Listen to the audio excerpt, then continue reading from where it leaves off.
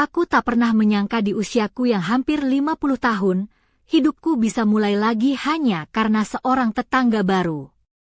Rumahku besar, suamiku memberi semua yang bisa dibeli dengan uang, tapi kesepian yang kurasakan itu, tak ada harta di dunia ini yang mampu menutupinya.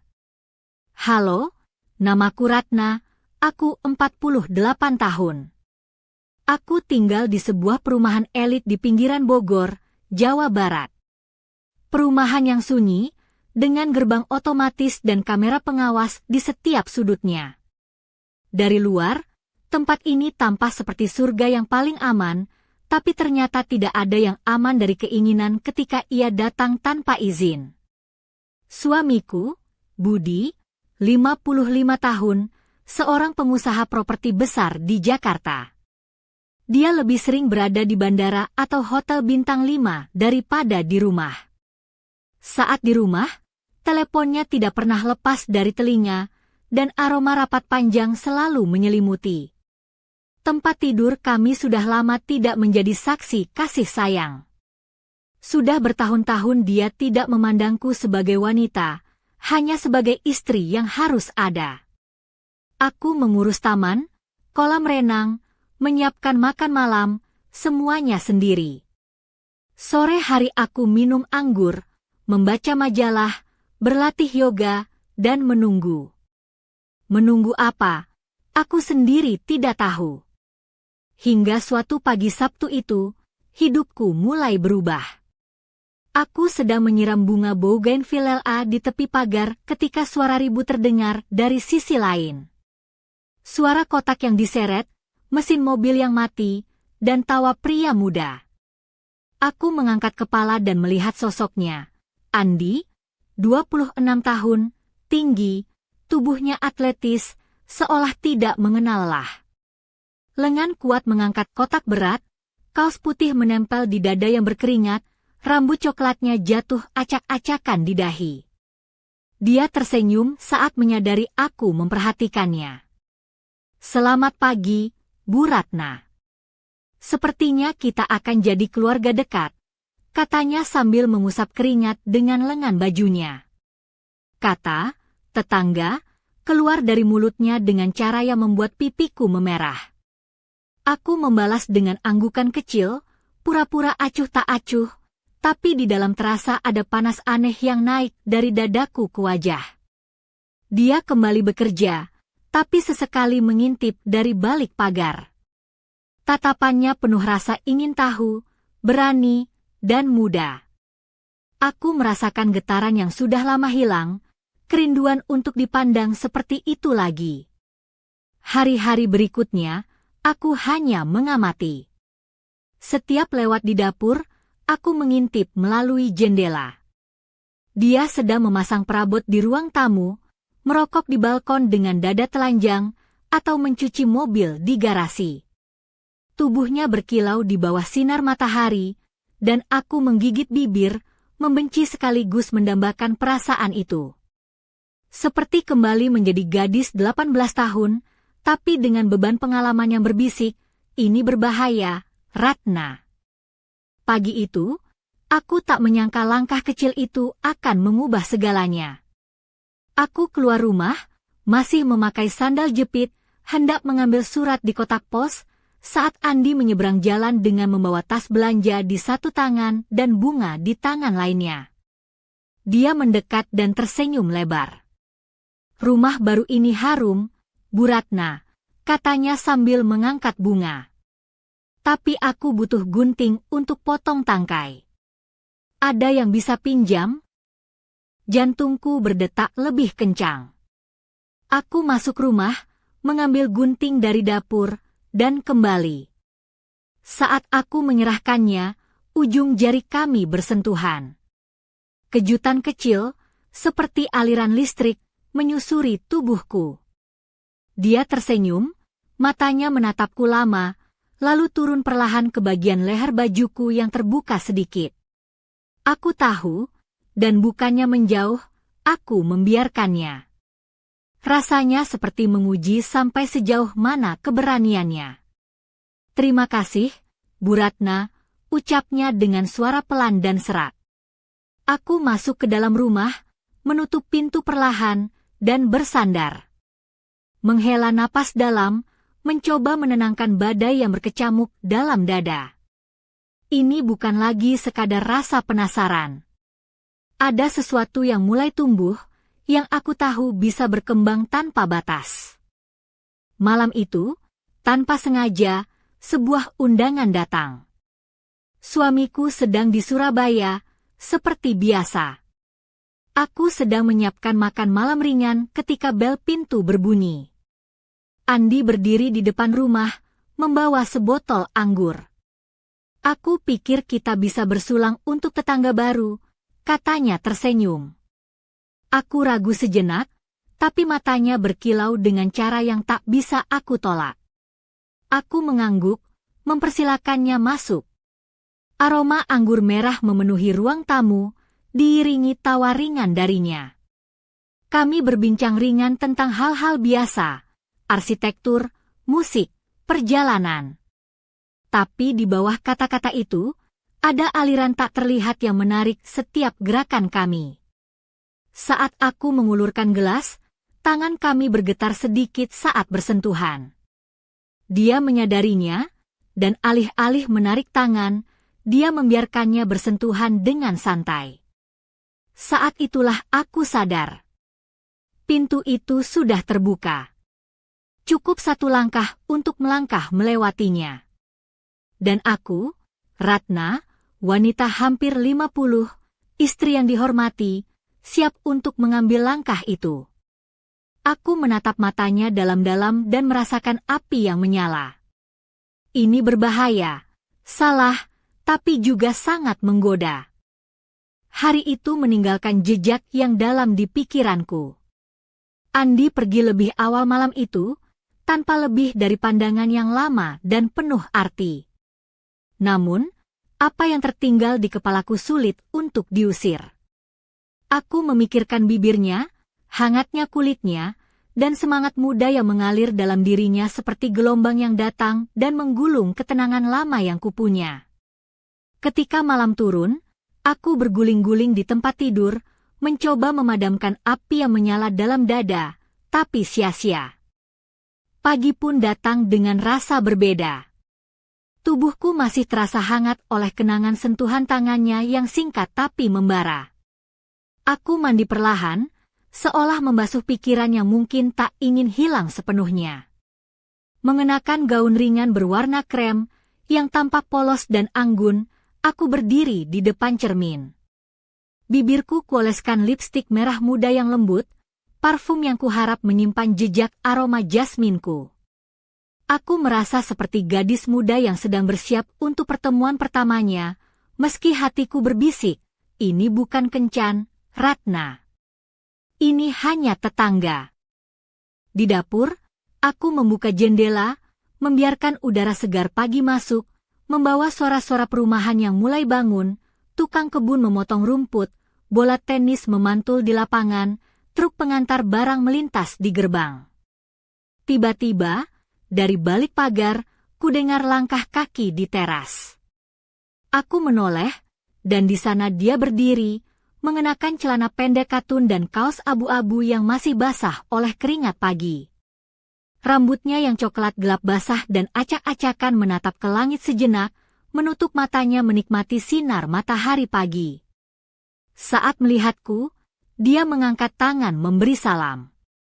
Aku membalas dengan senyum kecil, perasaan ringan dan sedikit malu menyusup di dalam dada. Aku memutuskan keluar sebentar, berjalan ke warung roti yang ada di pintu masuk perumahan. Jalan kaki ke sana memberiku ilusi kehidupan normal, tanpa gerbang, kamera, atau keamanan yang berlebihan. Setibanya di warung, seseorang menahan pintu untukku. Dia. Seolah-olah takdir memang punya selera humor yang kejam. Tetangga, ya? Sepertinya kita memang tak bisa jauh-jauh, katanya dengan senyum yang membuat hatiku berdetak kencang. Atau mungkin kota ini terlalu kecil untuk dua orang yang baru di sini, jawabku, mencoba terdengar santai. Di dalam warung, Kami berdiri berdampingan memilih kue dengan penuh komplotan. Ketika penjual bertanya pesanan, Andi lebih dulu menyahut, 2 roti sobek dan 1 kopi untuk Bu Ratna. Pas dengan gaunnya. Aku menatapnya, terkejut oleh keberaniannya yang lembut. Itu bukan sekadar pujian, tapi ungkapan halus yang membuat aku merasa dihargai dan diinginkan. Kami minum kopi berdiri di dekat jendela, berbincang tentang hal-hal sepele, lalu lintas, cuaca, perubahan di rumah barunya, dan yang paling sering, keheningan yang terjadi di sela-sela percakapan. Aku mengetahui dia bekerja di sebuah biro arsitektur di daerah Cibinong, pernah tinggal beberapa tahun di Bandung, dan suka menggambar dengan tangan meski ada banyak program komputer yang memudahkan pekerjaan. Aku bercerita tentang taman kecilku, bunga bougainvillea yang sulit diatur, dan kecintaanku pada dapur dengan cahaya alami yang melimpah. Suatu saat, dia memiringkan gelas di tangannya dan bertanya sambil termenung, "Apa yang paling kau suka dari sebuah rumah?" Aku menelan ludah tanpa sadar. Tempat di mana cahaya bisa masuk tanpa minta izin. Itu membuat seseorang ingin hidup. Dia tersenyum pelan, dan aku tahu, kalimat itu bukan hanya tentang rumah, tapi juga tentang diriku.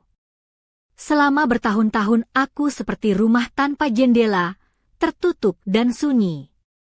Kami berjalan pulang bersama, tanpa tergesa-gesa, langkah kami sejajar. Saat sampai di depan gerbang rumahku, dia berhenti. Kalau butuh bantuan, entah itu rak, keran, atau kotak yang susah dibuka, bilang saja. Aku cukup mahir dengan tangan, katanya dengan nada ringan tapi ada makna tersembunyi. Aku tersenyum, mengizinkan sedikit ruang untuk keberaniannya. Ada keran di dapur yang selalu bermasalah. Mungkin aku butuh tangan itu. Jadi, sore ini, tanyanya langsung. Sore ini, jawabku, jantungku seperti melompat lebih dulu dari tubuh.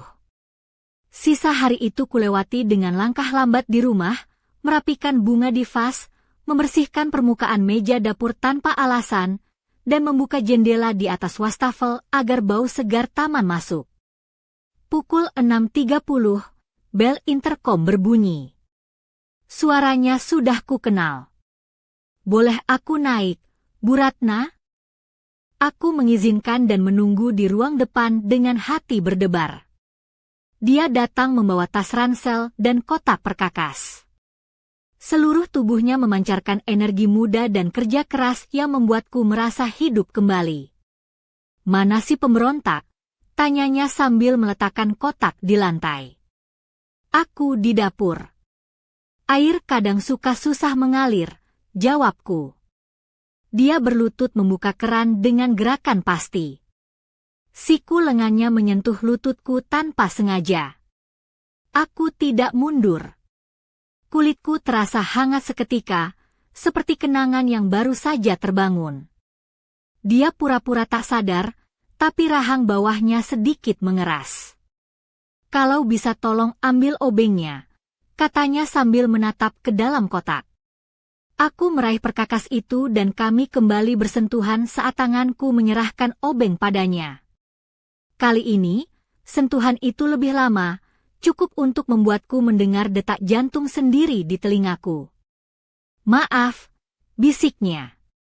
"Tidak perlu minta maaf," jawabku dengan suara berbeda, lebih dalam dan penuh arti. Dia bekerja dalam diam, fokus memperbaiki keran yang bermasalah. Aku mengamati bahu yang tergambar di balik kaosnya, lekuk leher yang menawan, dan profil wajahnya yang tampak serius tapi penuh perhatian. Saat berdiri, dia berhenti tepat di sampingku. Keran kini berfungsi sempurna, air mengalir lancar seperti sutra. "Selesai," katanya sambil membersihkan tangan. Kadang cuma cincin yang kendur, tapi itu membuat semuanya bergetar. Dikencangkan, dan rumah kembali bernyawa. Aku merasa dia tahu lebih dari sekadar keran yang diperbaiki. tubuhku juga merasakan sesuatu yang kencang dan bergetar di dalam. Aku ingin mengundangnya makan malam, mencoba memasak risotto kesukaanku dan memilihkan anggur yang tepat. Tapi yang keluar dari mulutku hanyalah, "Mau ngopi di sini?" Dia tersenyum dan membetulkan, "Lebih baik anggur, kalau Bu Ratna punya." Dan memang aku punya. Kubuka lemari dan memilih sebotol spesial yang kuberikan hanya untuk tamu istimewa. Dia melihat sekeliling dapur dengan perlahan, seperti membaca buku yang penuh rahasia. Saat aku membuka botol, aroma kayu dan logam bercampur dengan aroma tubuhnya yang segar, sedikit citrus, mengingatkanku pada sore-sore hangat di musim kemarau. "Cahaya di sini indah," katanya memandang ke jendela terbuka. Aku menuang anggur dalam gelas dan dia berdiri di depanku, bersandar di meja dapur, menggenggam gelas seolah memegang waktu itu sendiri. Percakapan kami berlanjut, kali ini dengan bahasa tubuh yang tak bisa disembunyikan. Tangan kami bersentuhan di atas meja, jari-jarinya menyentuh pergelangan tanganku tanpa ragu. Kami saling menahan sentuhan itu, tanpa mundur. Kami tertawa ringan, membicarakan hal-hal sederhana. Tawa adalah lift rahasia. Tanpa sadar, kami sudah berada di lantai yang berbeda dalam hubungan ini. Suara lembutnya mulai terdengar. "Kemarin, waktu aku pergi dari rumahmu, aku membawa sebuah aroma." Aku menatapnya, tanpa pertahanan. Jantungku berdetak lebih cepat di tempat yang salah. "Jasmine," kataku, "aku punya di kamar." Aku selalu buka jendela saat malam. Keheningan yang terjadi bukanlah kekosongan, melainkan penuh makna. Dia melangkah mendekat perlahan, aku tidak bergerak. Panasnya terasa di depan gaunku, tangan kami hampir bersentuhan. Dunia terasa muat dalam satu tarikan napas. "Ratna," katanya, seolah menemukan namaku untuk pertama kali. Tepat saat itu bel pintu berbunyi 3 kali dengan nada pendek, memutus benang tak terlihat di antara kami dengan dingin mekanis. Aku mundur 1 langkah, seperti kembali ke permukaan setelah menyelam terlalu dalam. Andi menarik napas, meletakkan gelas, menyisir rambutnya. "Mungkin itu petugas keamanan," katanya mencoba terdengar santai. Aku pergi ke interkom. Bu Sari, tetangga yang terkenal cerewet dengan mata elangnya, membawa bingkisan sambutan untuk penghuni baru. Aku bilang akan turun. Kembali ke dapur, Andi mengangkat gelasnya sambil tersenyum, ada sedikit ironi lembut di wajahnya. Nampaknya kota ini kembali besar, setidaknya 5 menit ini. Aku menjawab dengan keberanian yang mengejutkanku sendiri. Aku ikut membesarkannya. Aku mengantarnya sampai pintu. Dia berdiri di lorong, tangan bertumpu pada kusen pintu, tubuh sedikit membungkuk seperti hendak pergi tapi ragu. Suara lembutnya hampir tak terdengar, tapi aku menangkapnya dulu sebelum kata-kata itu utuh. "Hari ini aku berhenti di tengah langkah." Aku rasa langkah setengah itulah yang paling berbahaya, karena membuat kita ingin melangkah penuh, sahutku tanpa pikir panjang. Dia tersenyum, ada bayangan di matanya, dan menuruni tangga. Aku mendengar setiap anak tangga, seperti mengukur detak jantungku sendiri. Saat pintu tertutup, aku bersandar, menempelkan dahi ke kayu dingin. Apakah bel pintu itu menyelamatkan kami atau justru menunda yang tak terhindarkan? Aku tidak tahu. Yang kupastikan, setelah dia, rumah ini berubah. Cahaya masuk lebih dalam, kamera, kode, dan aturan terasa seperti kertas tipis yang mudah robek terkena hujan. Malam itu, aku membuka jendela kamar dan membiarkan aroma jasmin meresap ke dalam selimut dan rambutku. Aku terlelap dengan pikiran tentang tangan yang mengencangkan cincin yang longgar, gerakan lambat yang tahu tepat di mana harus disentuh untuk meredam kebisingan. tetangga baru itu bukan sekadar tetangga.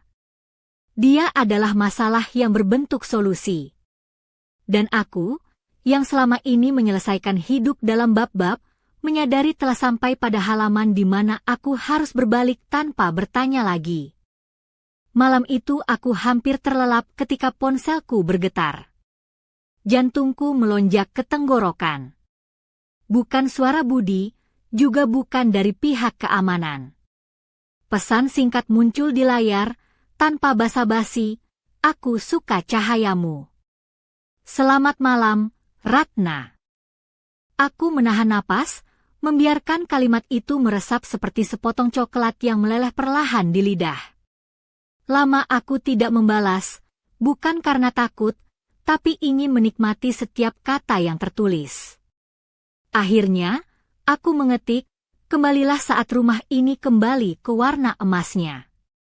Lampu di kamarku selipkan, hanya membiarkan cahaya remang dari luar masuk, seolah aku ingin menyimpan rahasia ini untuk diriku sendiri.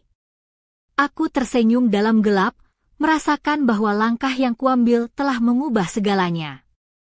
Mungkin besok aku akan bercerita lebih banyak. Pagi datang sebelum matahari terbit. Aku terbangun dengan gelisah, berbalik di tempat tidur mencari tidur yang tak kunjung datang. Tubuhku masih terasa hangat oleh tatapan Andi, sentuhan yang nyaris terjadi, dan benang putus yang memutus hubungan kami tadi malam. Aku menyentuh selimut dingin dengan tangan, mencoba meraih sisa kehadirannya yang entah menguap kemana. Tapi yang kudapat hanyalah kesunyian dan ruang kosong. Aku menghela napas panjang dan bangkit. Di cermin kamar, aku melihat seorang wanita yang bukan lagi hanya istri atau ibu rumah tangga yang biasa. Ada sinar baru di matanya, kebangkitan yang sudah lama hilang. Aku turun ke dapur, menyiapkan kopi dan membuka jendela agar udara segar pagi masuk bersama aroma jasmin yang menempel di tirai. Di luar, suara langkah kaki terdengar samar. Aku menoleh dan melihat Andi lagi, berlari di jalan kecil perumahan. Tubuhnya tegap dengan kaos yang melekat di dada berotot, celana pendek dan sepatu lari yang sudah mulai kotor oleh debu jalan. Dia berhenti di depan pagar rumahku, keringat menetes di pelipis, tersenyum lebar sambil menghela napas panjang. "Kau belum tidur, Ratna?" tanyanya, bersandar di tembok pagar. "Aku memang tidak bisa tidur," jawabku sambil merapikan rambut. "Kulakukan ini untuk menghabiskan energi yang tersisa," katanya, matanya tak lepas dari wajahku lebih lama dari yang pantas. Ucapan itu menggantung di udara, terasa ringan tapi membawa beban yang berat. Aku merasa ada sesuatu yang terbangun lebih dari sekadar tubuh dan pikiran. Ada sesuatu yang berani muncul lagi setelah lama terkubur. Aku tersipu, memperbaiki rok yang sedikit terangkat oleh angin pagi. Dia mengusap wajahnya dengan lengan kaos, menunjukkan perut bidang yang membuat dadaku berdebar. "Aku akan berlari lagi nanti, mungkin kau mau ikut," tawarnya dengan suara yang penuh harap. Aku menggeleng, tersenyum malu. Aku lebih suka berjalan ke toko roti. Memberi ilusi hidup normal, tanpa gerbang dan kamera. Dia tertawa kecil dan menggoda.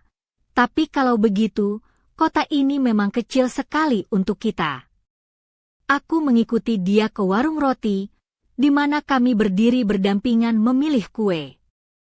Saat penjual bertanya pesanan, Andi lebih dulu mengambil alih, pesan untukku, dengan nada manja tapi tulus. Kami menikmati kopi bersama di jendela, berbincang tentang kehidupan, pekerjaan, dan impian. Di sela-sela obrolan, aku melihat matanya yang penuh perhatian dan hangat, membuatku merasa hidup kembali. Aku tahu, apa yang terjadi di antara kami bukan sekadar pertemuan biasa. Ada getaran, ada tarikan yang sulit dijelaskan. Seperti cahaya yang masuk tanpa izin, membangkitkan hasrat lama yang selama ini tersembunyi. Saat aku pulang, langkah kami beriringan tanpa kata, hanya perasaan yang mengalir antara kami. Di depan gerbang, dia berhenti dan menawarkan bantuan dengan nada santai tapi penuh arti. Tolong bilang kalau kau butuh bantuan di rumah. Aku cukup ahli dengan tangan. Aku tersenyum, memberikan kesempatan untuk keberanian itu. Ada keran di dapur yang ngadat. Mungkin aku perlu tangan ahli itu sore ini. Dia mengangguk setuju, dan hatiku berdetak lebih cepat. Sore itu kulewati dengan penuh persiapan kecil di rumah. Menyusun ulang bunga di vas, membersihkan meja, membuka jendela agar aroma taman masuk. Ketika bel interkom berbunyi, aku tahu itu Andi. Hatiku berdebar, aku mengizinkannya masuk. Dia datang dengan tas punggung dan kotak perkakas, membawa energi muda yang membuatku merasa hidup kembali. Dia mulai memperbaiki keran dengan gerakan yang penuh percaya diri. Saat sikunya menyentuh lututku, aku tak mundur. Panas menyebar ke seluruh tubuhku, seperti kenangan yang bangkit dari masa lalu. Sentuhan kami berulang kali terjadi, masing-masing meninggalkan jejak yang dalam. Kami saling menatap dengan arti yang tak terucapkan. Aku merasa ada sesuatu yang berubah dalam diriku. Bukan hanya tentang air yang mengalir lancar, tapi juga tentang hidup yang mulai mengalir kembali di dalam hatiku yang lama kering. Dan malam itu, saat kami duduk bersama, gelas berisi anggur di tangan, aku tahu bahwa pintu yang selama ini tertutup kini terbuka lebar. Aku siap melangkah, meski tahu jalan itu berbahaya dan penuh risiko. Ini bukan lagi soal tetangga atau kesepian. Ini adalah tentang menemukan kembali diri yang terlupakan. Aku adalah Ratna, dan hidupku akan berubah selamanya. Malam itu, suasana di rumah terasa berbeda. Setelah Andi memperbaiki keran yang selama ini membuatku kesal, aku merasa ada energi baru yang mengalir di seluruh ruang. Kami duduk berdampingan di dapur, gelas anggur merah di tangan kami, aroma kayu dari meja dapur bercampur dengan harum tubuhnya yang segar. Cahaya dari lampu gantung lembut menyinari wajahnya yang tersenyum penuh arti, membuat detak jantungku berlari tanpa kendali. Tangannya tanpa sadar menyentuh permukaan meja, jari-jarinya bergetar saat perlahan meraih pergelangan tanganku yang tak kuangkat. Sentuhan itu ringan, tapi cukup untuk membuat kulitku merinding, seolah ada api kecil yang mulai menyala di dalam dada. Aku membiarkan jari-jarinya menyusuri pergelangan, tanpa ragu menarik tanganku sedikit lebih dekat ke dirinya. Kami mulai berbicara dengan suara yang pelan, hampir berbisik, membahas hal-hal kecil, pekerjaan, hobi, kenangan masa lalu yang tak pernah aku bagi dengan siapapun. Setiap kata yang kami ucapkan membawa jarak di antara kami semakin mengecil, menjalin ikatan yang tak terlihat namun sangat kuat. Saat aku menuang anggur lagi, tangan kami kembali bersentuhan. Kali ini, kami tidak segera melepaskan. Jari-jari kami saling menjalin, menciptakan kehangatan yang sulit diungkapkan dengan kata-kata. Perlahan, aku merasa keberanian tumbuh dalam diriku, seperti bunga yang merekah di tengah musim kemarau panjang. Andi menatap ke mataku, sorot matanya penuh dengan perasaan yang sulit kusebutkan. Ratna, katanya dengan suara serak, ada hal-hal yang tak bisa diungkapkan hanya dengan kata-kata. Kadang, mata dan sentuhan saja sudah cukup. Aku tak bisa berkata apa-apa. Hanya bisa membalas tatapannya dan merasakan detak jantungku yang semakin cepat. Dalam sekejap, dunia di sekitar kami lenyap. Hanya ada kami berdua, duduk berdekatan, tubuh kami hampir bersentuhan. Dia perlahan menggerakkan tangan ke pipiku, menyapu rambut yang jatuh di wajahku dengan lembut. Aku membiarkan dirinya dekat, merasakan kehangatan dan keintiman yang selama ini kurindukan. Namun, saat bibir kami hampir bertemu, bel pintu berbunyi 3 kali dengan suara keras yang memecah suasana. Aku terkejut, jantungku seakan berhenti berdetak. Andi menarik napas panjang, melepaskan tangan dari wajahku, dan berdiri perlahan. Mungkin itu petugas keamanan. Katanya mencoba terdengar santai, meski ada ketegangan yang tak bisa disembunyikan. Aku berjalan ke interkom dan melihat layar, ternyata Bu Sari, tetangga sebelah yang terkenal cerewet, berdiri di depan gerbang membawa bingkisan sambutan. Aku memberitahunya bahwa aku akan turun sebentar. Kembali ke dapur, Andi mengangkat gelasnya dan tersenyum dengan ironi lembut. Sepertinya kota ini baru terasa besar lagi, setidaknya untuk 5 menit. Aku membalas dengan keberanian yang mengejutkanku sendiri. Aku ikut membesarkannya. Aku mengantarnya sampai pintu, dan dia berdiri di lorong, tangan bertumpu pada kusen, tubuh sedikit membungkuk seperti hendak pergi namun ragu-ragu. Dengan suara lembut hampir berbisik, dia berkata, "Hari ini aku berhenti di tengah langkah."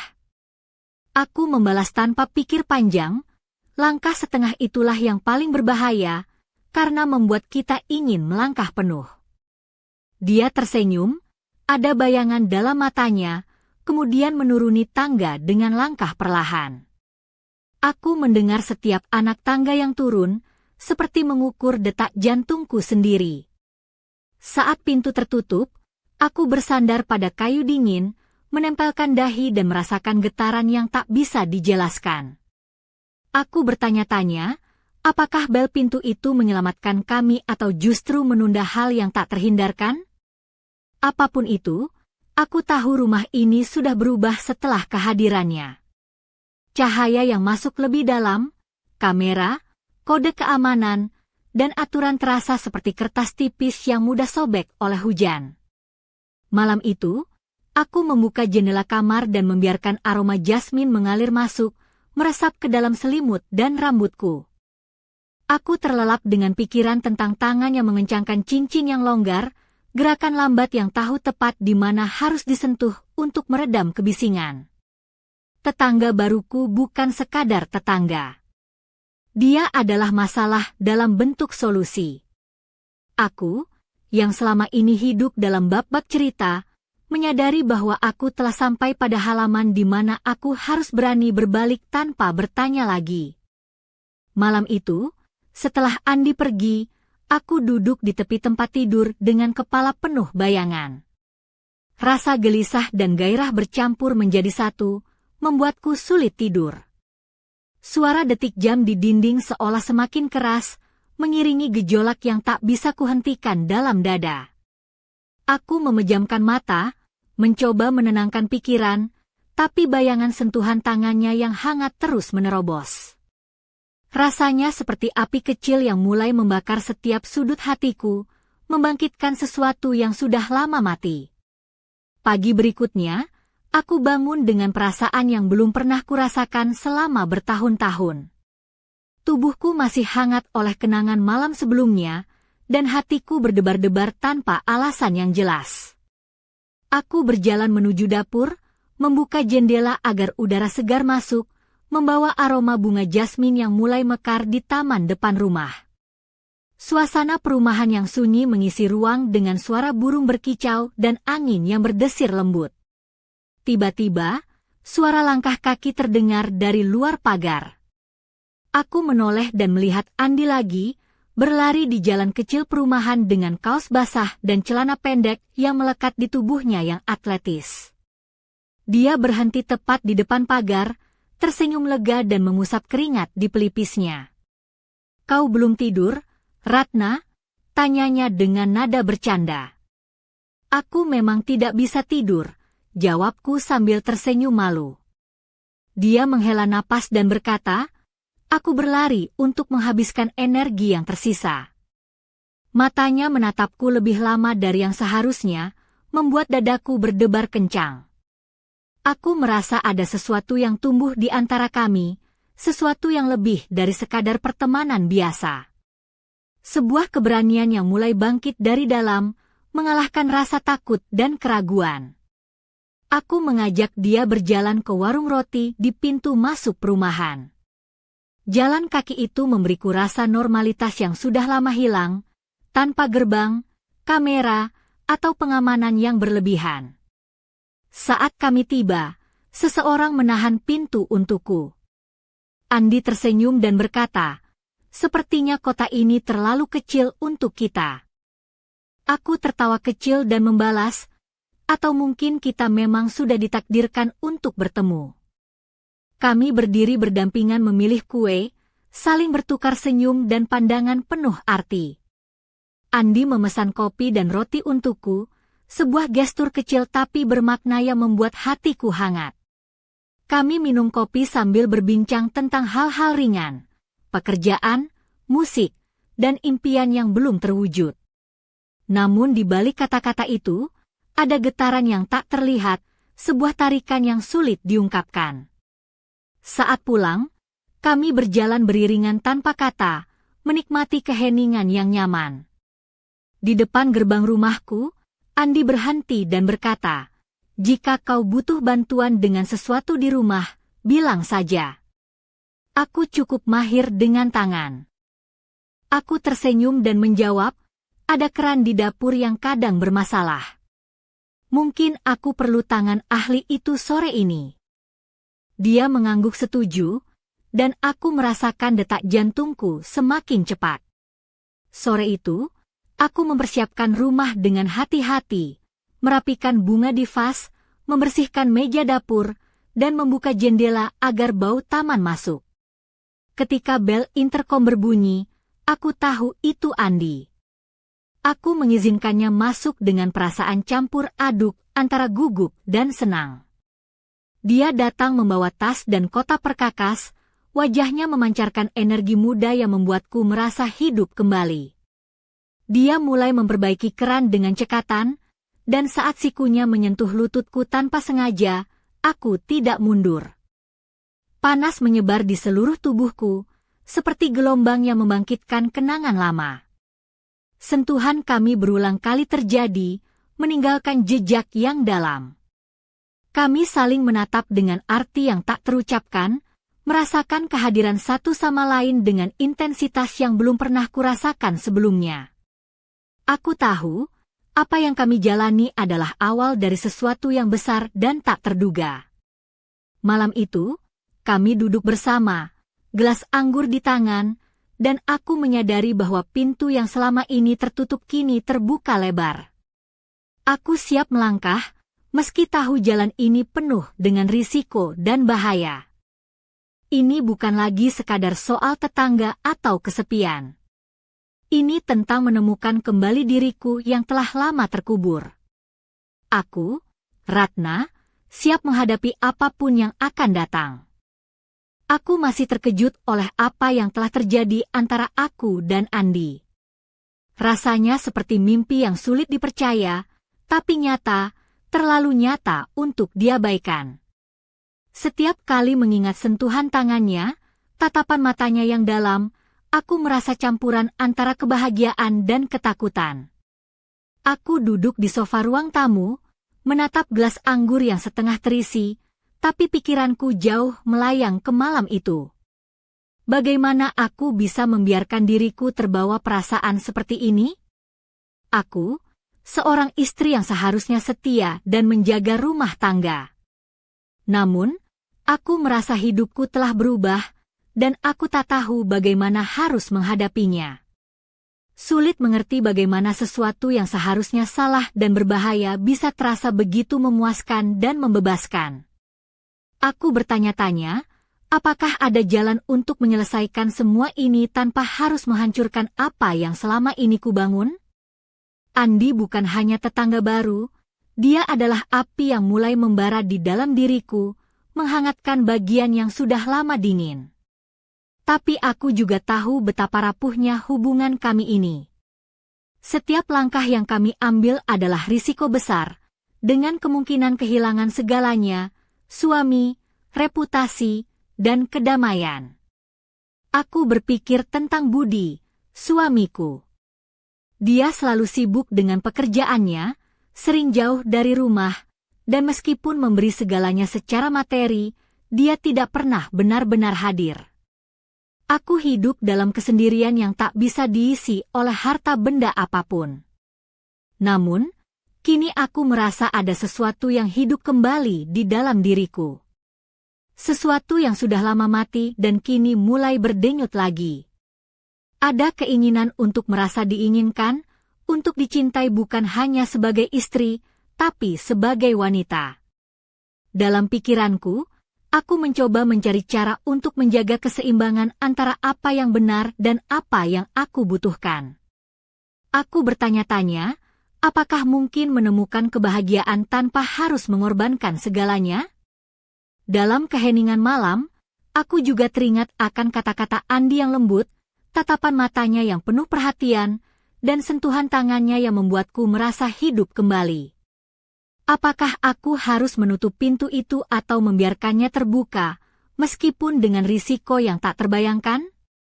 Aku tahu aku berdiri di persimpangan jalan yang sulit. Pilihan yang kuambil akan menentukan masa depanku. Apakah aku akan tetap dalam kesepian yang membekukan atau melangkah ke dalam api yang membakar? Namun, aku juga sadar bahwa aku tidak bisa terus hidup dalam kebohongan pada diriku sendiri.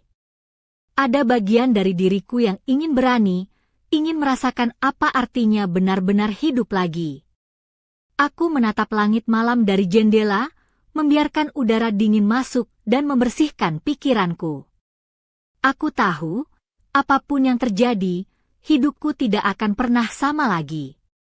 Aku Ratna, dan aku tengah berjuang antara ketakutan dan keberanian, antara kesetiaan dan hasrat yang membara. Pilihan ada di tanganku, tapi aku belum tahu mana yang benar. Namun satu hal yang pasti, aku tidak akan pernah bisa mengabaikan cahaya yang telah menyinari jalanku. Malam itu tiba-tiba berubah menjadi permainan tak terduga yang membuat jantungku hampir lepas dari dada. Setelah semua yang terjadi, aku pikir aku sudah tahu batas-batas yang harus kuhormati. Tapi ternyata, takdir punya rencana lain yang jauh lebih liar dan mengguncang. Beberapa hari setelah pertemuan terakhir kami, saat aku sedang menata bunga di taman depan rumah, tiba-tiba terdengar suara ketukan pelan di pagar. Aku menoleh dan melihat Andi berdiri di sana dengan senyum lebar yang memancarkan kehangatan dan keberanian. Kali ini, dia membawa sesuatu yang membuatku terkejut, sebuah kotak kecil dengan pita merah diikat rapi. Aku bawa sesuatu untukmu, Ratna, katanya sambil menyerahkan kotak itu. Untuk memulai bab baru. Hatiku berdebar, campuran antara rasa penasaran dan kegembiraan. Aku membuka kotak itu perlahan dan menemukan sebuah kalung emas sederhana dengan liontin berbentuk daun. Simbol kehidupan baru, bisiknya. Aku terdiam, hati terasa terisi oleh sentuhan makna yang dalam. Tapi sebelum aku sempat berkata apa-apa, suara dering ponselku memecah keheningan. Pesan masuk dari nomor tak dikenal, kami tahu semua. Tubuhku membeku. Perasaan takut merayap masuk, membungkam kegembiraan yang baru kurasakan. Siapa yang tahu? Apa yang sudah kulakukan selama ini telah terpantau?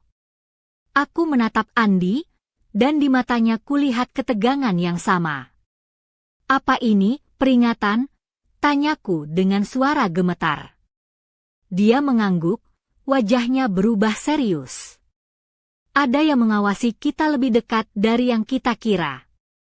Kamera, tetangga, bahkan mungkin suamimu. Dunia seakan runtuh di sekelilingku. Kebahagiaan yang baru saja kurasakan berubah menjadi beban berat yang membebani setiap langkahku. Aku merasa seperti terjebak dalam labirin yang tidak ada jalan keluarnya. Namun, Andi menggenggam tanganku erat, memberikan kekuatan yang tak terduga. Kita harus berhati-hati. Tapi aku tidak akan menyerah, Ratna. Ini baru permulaan. Kata-katanya membakar semangat dalam hatiku, tapi juga menambah ketegangan yang membuatku bertanya-tanya seberapa jauh aku mau melangkah dalam permainan berbahaya ini. Aku teringat pada rasa sunyi yang dulu menguasai hidupku, dan bagaimana Andi membawa warna baru yang membuatku merasa hidup. Tapi sekarang, semuanya seolah berada di ambang kehancuran. Apakah aku siap menghadapi konsekuensi dari keinginanku? Apakah aku cukup kuat untuk melawan bayang-bayang yang mulai mengintai? Malam itu, aku merasa seperti berada di tepi jurang, di antara cahaya yang memanggil dan kegelapan yang mengancam. Dan aku tahu, tak ada jalan kembali setelah ini. Ini bukan hanya tentang cinta atau hasrat. Ini tentang bertarung untuk hidup yang aku inginkan, meski harus menentang dunia. Aku Ratna, dan aku siap menghadapi badai yang datang, walau harus berdarah sekalipun. Tapi, apa yang akan terjadi selanjutnya? Apakah cinta kami bisa bertahan atau justru hancur berkeping-keping? Aku menunggu jawaban itu, dalam ketegangan yang terus membara.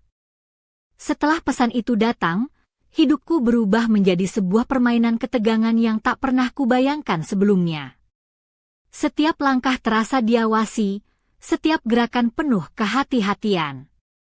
Namun di balik semua itu, Andi tetap hadir, seperti bayangan yang tak bisa kuhindari, tapi juga menjadi satu-satunya cahaya dalam kegelapan yang mengurungku. Hari-hari berikutnya aku merasa seperti berjalan di atas tali yang sangat tipis, mencoba menjaga keseimbangan antara keinginan dan rasa takut yang terus menghantui. Kami harus menyembunyikan pertemuan kami, berkomunikasi dalam bisikan dan tatapan yang penuh arti, seolah dunia bisa runtuh jika satu kata terucap terlalu keras. Suatu sore, saat aku sedang menyiram tanaman di taman belakang, aku melihat sosok Andi berdiri di balik pagar. Tubuhnya tegap, kaos putih yang menempel di pundaknya basah oleh keringat, rambut coklatnya yang acak-acakan tertiup angin. Matanya menatapku dengan intensitas yang membuat lututku lemas. Dia melangkah masuk perlahan, tanpa suara, membawa beberapa alat perkakas. Aku datang untuk membantumu lagi, katanya dengan senyum yang membuat hatiku berdetak lebih cepat. Aku mengangguk, mencoba menyembunyikan kegugupan yang mulai menguasai tubuhku. Saat dia mulai memperbaiki pagar yang rusak, tangannya menyentuh lenganku tanpa sengaja. Sentuhan itu membakar kulitku, membangkitkan gelora yang selama ini kusembunyikan. Namun ketegangan itu segera berubah menjadi bahaya nyata ketika suara langkah kaki terdengar dari arah pintu gerbang. Aku menoleh dan melihat Busari, tetangga yang selalu penuh rasa ingin tahu, berdiri dengan ekspresi curiga. Andi cepat-cepat menyembunyikan alat-alatnya dan berdiri tegap, mencoba terlihat biasa saja. Aku menahan napas, berharap dia tidak curiga. Busari melirik kami berdua dengan tatapan tajam. "Sedang apa kalian di sini?" tanyanya dengan suara yang dingin. Aku tersenyum canggung dan menjawab, "Hanya memperbaiki pagar sedikit, Bu." Dia mengangguk pelan, tetapi aku tahu itu bukan akhir dari pengawasannya.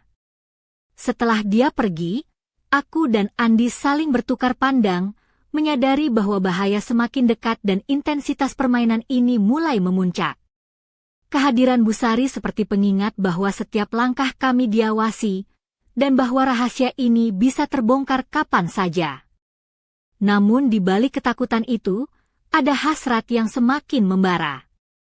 Kami tahu risiko yang kami hadapi, tapi juga tahu bahwa kami tidak bisa mundur sekarang. Malam itu, kami berdua duduk di teras rumahku, berbincang pelan tentang masa depan yang penuh ketidakpastian. "Aku tidak ingin kau terluka, Ratna," kata Andi dengan suara lembut. "Aku juga tidak," jawabku sambil menggenggam tangannya erat. "Namun, kami tahu bahwa cinta kami bukan hanya sekadar kisah manis. Ini adalah perjuangan, sebuah pertaruhan yang berani di atas api yang bisa membakar segalanya. Dan aku bertanya-tanya, apakah kami cukup kuat untuk melewati badai yang semakin mendekat? Atau apakah semuanya akan hancur berantakan sebelum sempat dimulai? Aku Ratna, dan aku berdiri di ambang keputusan terbesar dalam hidupku. Siapkah aku membayar harga dari kebahagiaan yang kupilih? Ketegangan semakin memuncak, dan kisah ini baru saja memasuki babak paling gelapnya. Ketegangan itu berubah menjadi badai yang mengguncang seluruh hidupku. Setiap detik terasa seperti berjalan di ujung pisau, di mana satu kesalahan kecil bisa menghancurkan segalanya. Namun, di tengah kegelapan yang semakin pekat, ada api yang terus menyala dalam diriku, membakar segala keraguan dan rasa takut. Andi tetap menjadi pusat dari badai ini, tubuhnya yang tegap, sentuhan tangannya yang membara, dan tatapan matanya yang penuh janji dan bahaya sekaligus. Setiap kali kami bertemu, dunia seakan berhenti berputar, hanya menyisakan kami yang terjebak dalam tarian berbahaya penuh gairah dan rahasia. Suatu malam, di balkon rumahku yang menghadap rumahan yang terang benderang oleh lampu jalan, Andi menggenggam tanganku dengan erat. "Ratna," katanya dengan suara berat, "apa kau tahu bahwa setiap detik kita bersama adalah taruhan yang bisa membuat kita kehilangan segalanya?" Aku menatap matanya, melihat kecemasan yang tersembunyi di balik keberaniannya. Namun, aku juga melihat keteguhan yang membuatku merasa aman untuk pertama kalinya dalam bertahun-tahun. "Ya, aku tahu," jawabku pelan. "Tapi aku juga tahu bahwa aku tidak bisa hidup tanpa ini."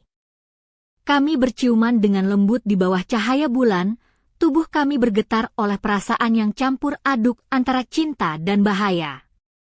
Tangan Andi menjelajahi punggungku, sementara aku merasakan setiap detik yang berlalu seperti detik terakhir dalam hidupku. Namun, saat kami tenggelam dalam keintiman itu, suara langkah kaki di lantai atas membuat kami terhenti seketika.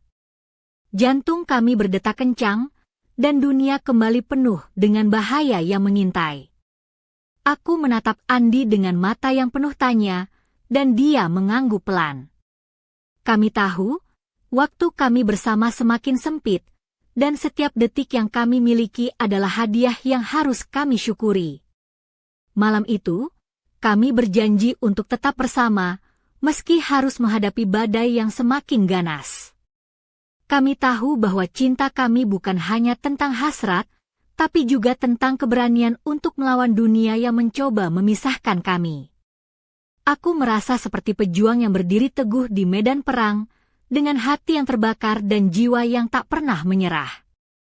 Namun, aku juga tahu bahwa badai ini bisa menghancurkan segalanya dalam sekejap. Aku Ratna, dan aku siap menghadapi apapun yang datang, meski harus kehilangan segalanya.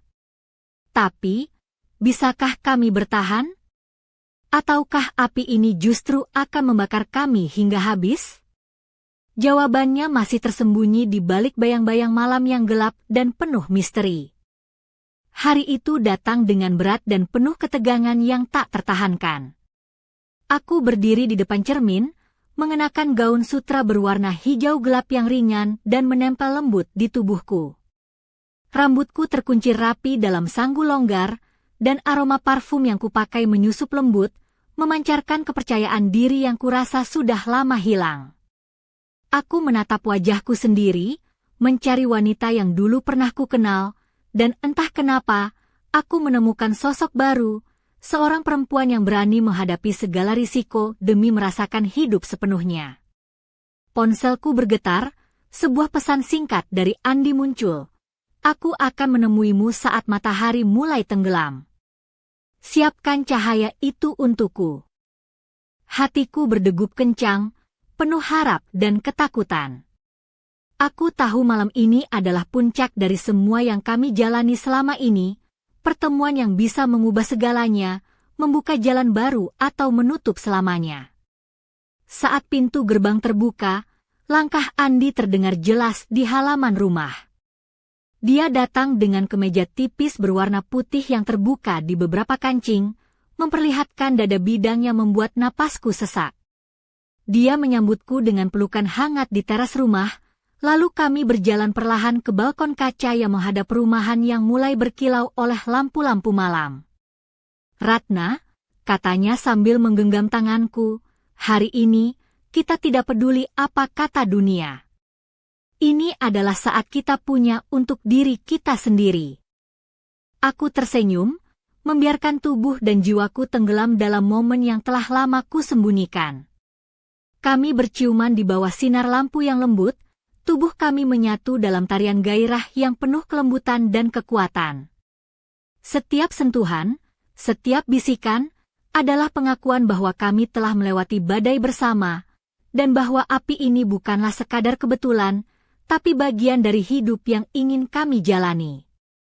Namun, di balik kebahagiaan itu, aku tahu ada bayangannya mengintai, suamiku, tetangga, kamera pengawas, dan rahasia yang bisa terbongkar kapan saja. Tapi malam ini, aku memilih untuk hidup sepenuhnya, tanpa takut atau ragu. Aku memilih untuk menjadi wanita yang aku inginkan, bukan hanya istri yang diharapkan orang lain. Aku Ratna, dan malam ini adalah milikku, milik Andi, dan milik semua mimpi yang selama ini ku sembunyikan. Kisah ini mungkin berakhir atau baru saja dimulai, tapi satu hal pasti, aku telah menemukan cahaya yang tak akan pernah padam. Dan aku tahu, apapun yang terjadi besok, aku telah berani melangkah keluar dari bayangan, menuju hidup yang sungguh-sungguh aku pilih.